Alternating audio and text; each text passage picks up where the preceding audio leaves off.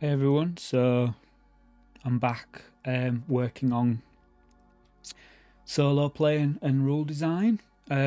So if you watch my last video, I was in a situation, my party, where they opened a room in the dungeon and came across three gnomes, and they decided that they were going to try and lure these gnomes into service. And I kind of discussed where I was with that. So here's my rules. I went over some of them last session, where basically if you're trying to lure a monster or NPC into service, then a reward must be offered by a player character. And this reward will be based on the treasure type of the individual monster or humanoid race. So the gnomes had a treasure type. Let's just have a look.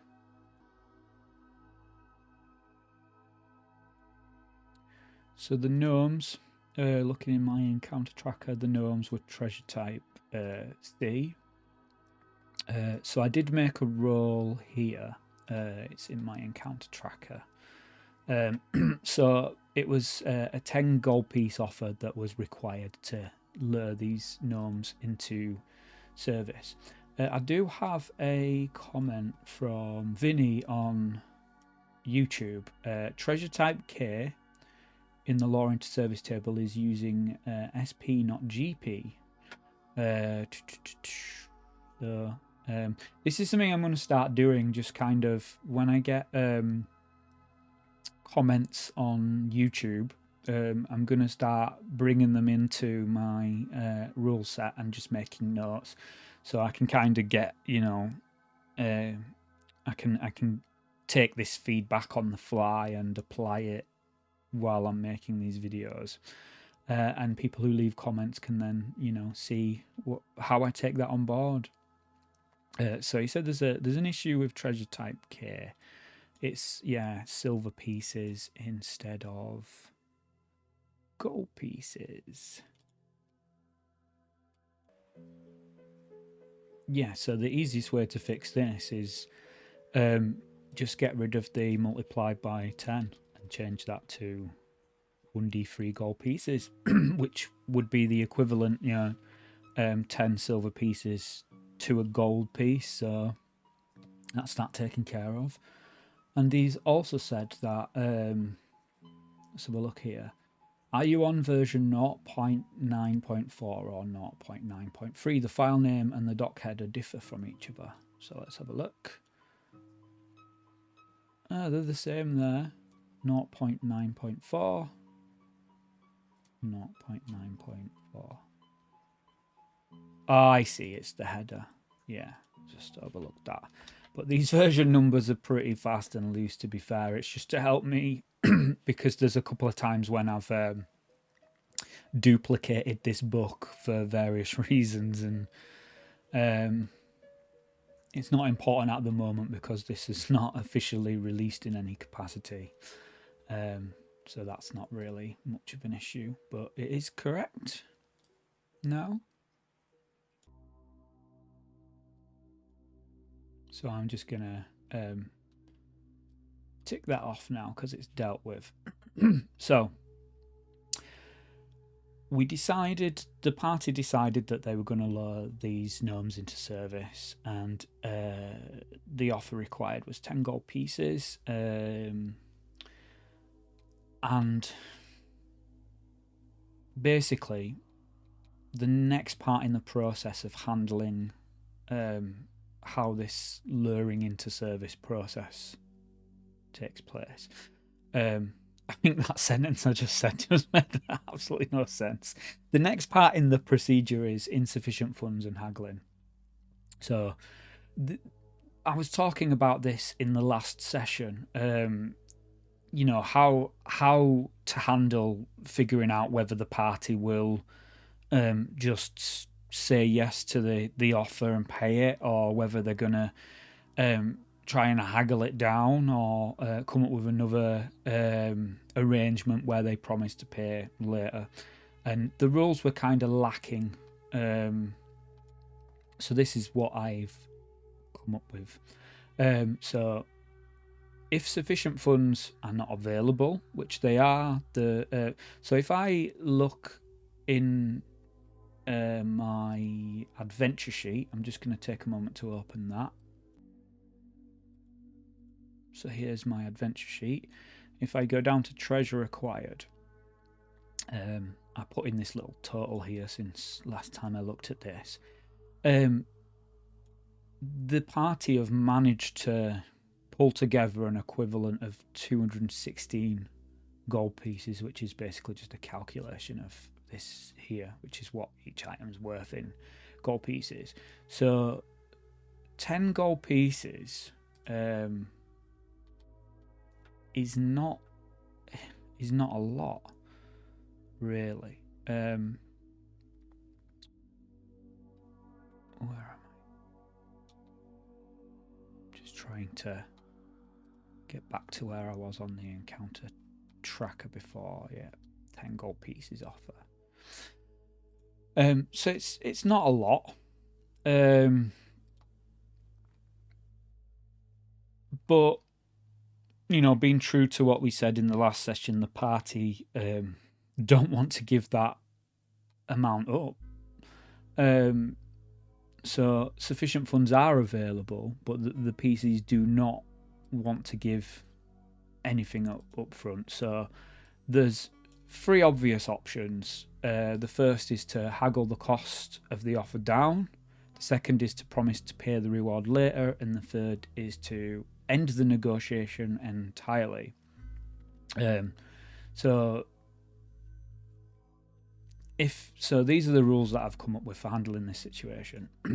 If you're unsure what the party will do, then consult the following table to calculate the percentile chance for both haggle and promise. Whichever is higher will be selected, and then a percentile roll will be made. An unsuccessful roll on the percentile die will mean that the party will end the negotiation. So this is how it basically works. You've got these 2 options, haggle and promise. And if neither of these options, a check for either of these, if it fails, then you would proceed to end the negotiation. So first thing we need to do is work out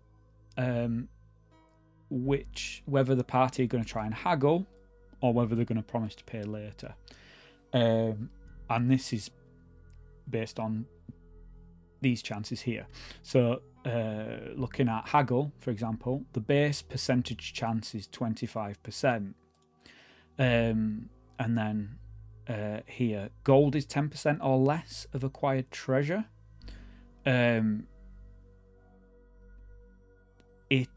10% is less. So 10 gold is definitely 10% or less of 216 gold. But there's no bonus applies for that. Is the gold 25% or more?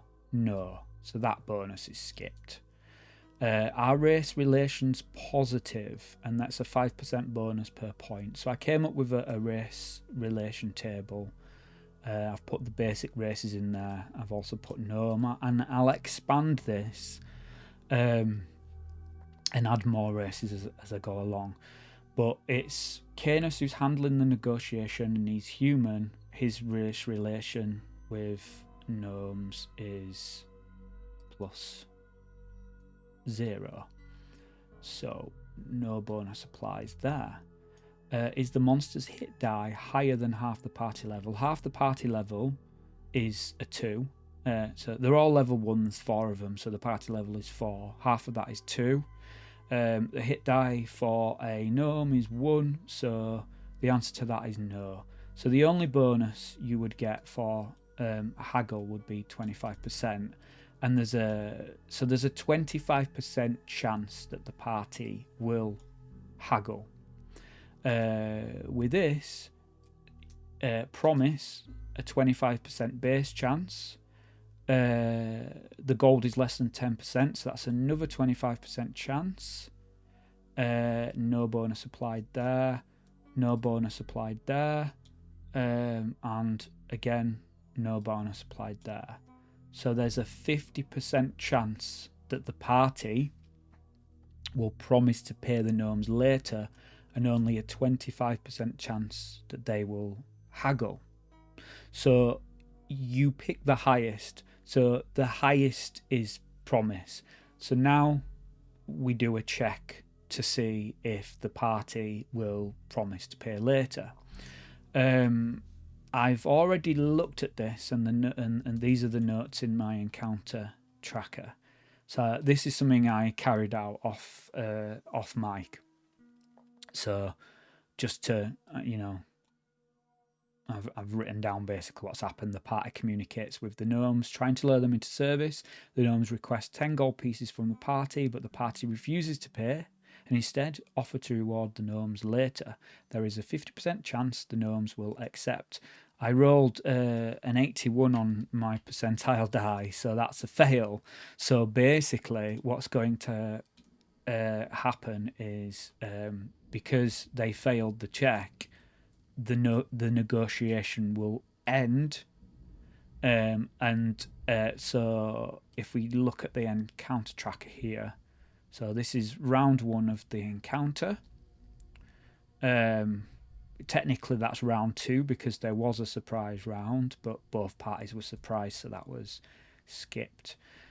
So basically that's the party have basically taken their turn. Their round is up, and now initiative will go to the gnomes. So the party tried to negotiate. They've decided that they're not happy with the offer that was put on the table.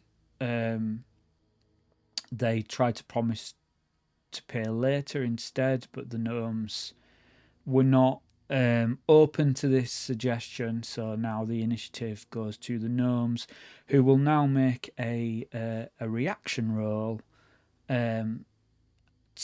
We'll see how they're going to react in this encounter with a normal reaction roll. So I was gonna try and set up my webcam so that you can see the dice roll, but I couldn't I couldn't get the angle right. So maybe that's something I can look into if I can get something to sort of hook the webcam on. But I'm just gonna roll, and you're just gonna have to take my word for it. But I'm an honourable dice roller, so don't worry about that. So that's 2d6 is a 4. However, I believe. Let me just check. I do have some. So I go by basically the rules of the normal BECMI rules for rolling monster reactions, but I have kind of reproduced these in my own rule book, just in case I want to tack any extra things onto it, because I do have a different table for intelligent monsters, and that would apply to the gnomes.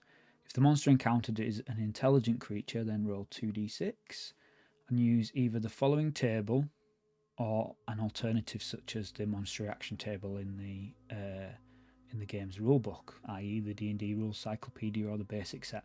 This is the table from the basic set, which it does differ from the one in the rules cyclopedia, but it's more or less the same thing. You roll 2d6 and you apply the result according to the table. You can make different, because it's pretty kind of the reaction table that's given in the BECMI rules is kind of quite loose, so you could quite easily create reaction tables for different monsters, different NPCs that apply to specific situations, as long as it sort of is within the spirit of the original reaction table. I think that's absolutely fine. So basically, I rolled a 4. And one thing to note, this is an official BECMI rule, is you don't apply charisma bonuses to the first roll. It's the second and onwards. And I guess that's to sort of create a sense of, first impressions. You act according to instinct, and then after you've had like a few moments to take somebody in, then you're like, oh, I've got this person sussed, or this, I think this person's you your initial judgment of someone is based on instinct, and their personality traits wouldn't normally come across within those first few moments, and that's why I think the charisma score doesn't apply to the initial roll. But anyway, a 4 was rolled, which means that the gnomes are cautious for this round, and then I will roll again next round on this inner table. So that's generally how that works. So I'm just going to type in cautious here, because they're the results. And now I need to sort of interpret what that result means in the context of this world and this current situation. And I guess without overthinking it, the most obvious is they're cautious, they delay, they wait. They wait to see what the party do. In most of these situations, when you roll a cautious or uncertain reaction, that implies that the monster will delay action, and they will wait. They will cautiously wait to see what the other side does. So that's how I'm going to interpret that in this situation. So the initiative goes back to the party. I'm just going to play around with this table now. So we've had the surprise round, we've had round 1, we're now on we're on round 2. So the gnomes have delayed their turn. They're just going to cautiously wait and see what happens. I'm just going to add a little, so round 2, add a little row above here, because we want to determine the initiative again, because we're at the top of the round now, and initiative should be rolled each round. So here we go. So I'm going to roll a d6 for the party, a 6, and the gnomes get a 1. Couldn't be any further apart. So I basically just kind of type out everything that's happening here. So I've put the initiative in there. They're the rolls, and I just so they're like the meta rolls, and then this is sort of like narrative for my video. So party 6 gnomes 1. Can add it in here, but so the party have the initiative, so they're going to react now. So side party, and again, I'm going to roll to see how the party are going to react to the situation now in round 2. So I come down to this little reactions cheat sheet that I've got in my encounter tracker. So 2d6, 4, and then they have a bonus of +5. So that's 9 altogether. So again, the party are going to try and communicate with the gnomes. So let's see what happens. with this. I'm just going to whack that in there in the results. Communicate. I'll just put the roll in there as well so I know where it is. So it was 2d6 equals 5 plus 5 is 10. So that should be a 2d6 there as well. Okay. So looking at the this character dialogue table, we're going to find out now how they're going to communicate. So I need a d20 for this.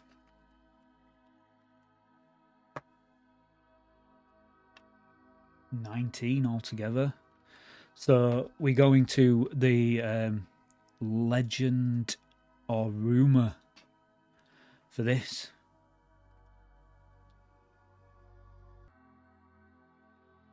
And that brings us to another opportunity, because I haven't got any rules written for this particular result. I know roughly what it sort of entails, but I'm going to add a section into my rulebook for a result of legend/rumor.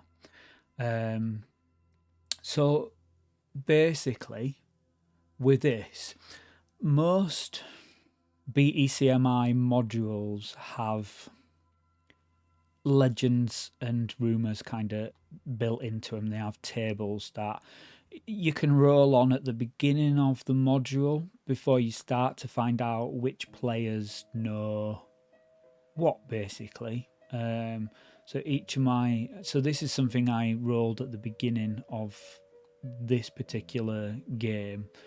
If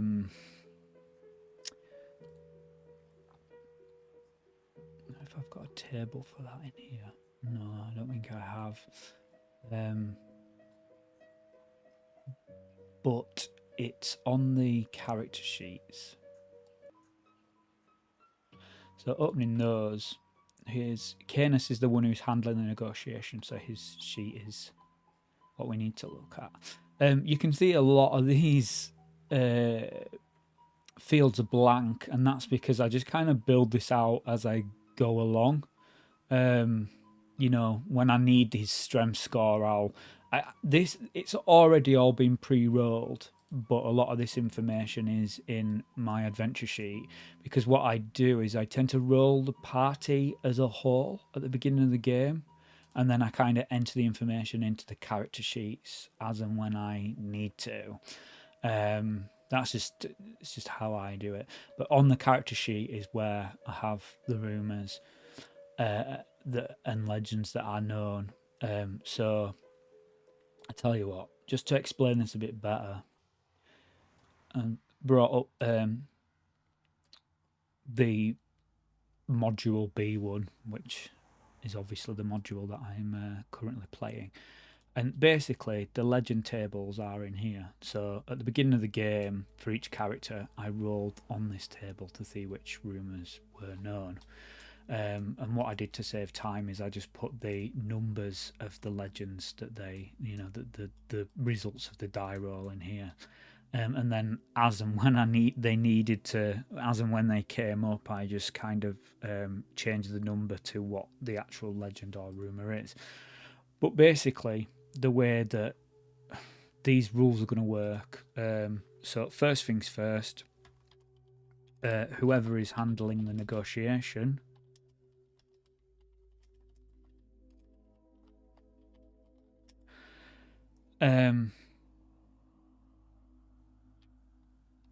will apply in this situation. I need a better way of saying that, I think. So this is the most concise way I can sort of describe how I'm going to apply this rule. So randomly determine which legend or rumour the character who is handling the negotiation will talk about. So looking at the character sheet, there are 3 rumours. So we'd D6 that and half the result. A 1. So the walls speak to visitors. So that is going to be the legend slash rumor that Canis knows that he's going to talk about to these gnomes. So we need to think about how specifically that's going to work in the context of this situation. So basically, the way that I've interpreted this, Canis is a magic user. So he's, very likely to have an interest in magical knowledge, and he's heard this rumor. So basically, Canis addresses the gnomes and he says, "Listen, my little friends, I have heard that the walls of this place are not ordinary walls. I've heard stories that suggest that they have the power to communicate. Do you know if this information is true?" So he's asking the gnomes to see if they know anything about this rumor, whether they can offer any validity to it. So now we turn to the gnomes, find out how they're going to react to this communication. So we're going to roll 2d6 for the gnomes now to see what their reaction is to this. So that's a 7. If I go to my rules and need to find the encounter section.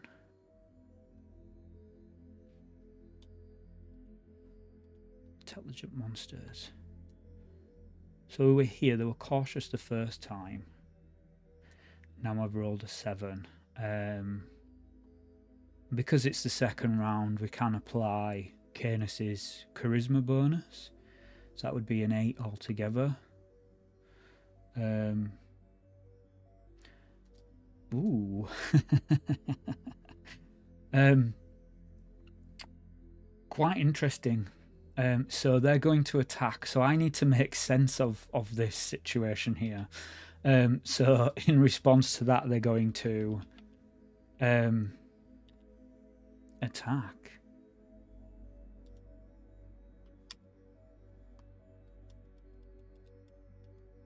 It's 8 altogether. So the gnomes are going to attack. So that's quite interesting. So I'm going to need to think of, I'm going to sort of explain this in context using my best abilities as a DM. How have we gone from negotiating a offer of service to these gnomes becoming quite cautious of the characters, and then suddenly, after being asked a simple question about the magical walls, they decide that they're going to attack. So I'm going to interpret all this, and I will then find a reasonable narrative to progress this forward. But I've been at this for like half an hour. I think that's a nice kind of time, a nice length for a video. So I'm going to leave that for now, and do some more work on this game at a future date. So yeah, thanks for sticking with me, coming along on this journey with my solo rules, and sort of showing an interest in my solo games. And as always, I will see you in the next session. Have a great day. Goodbye.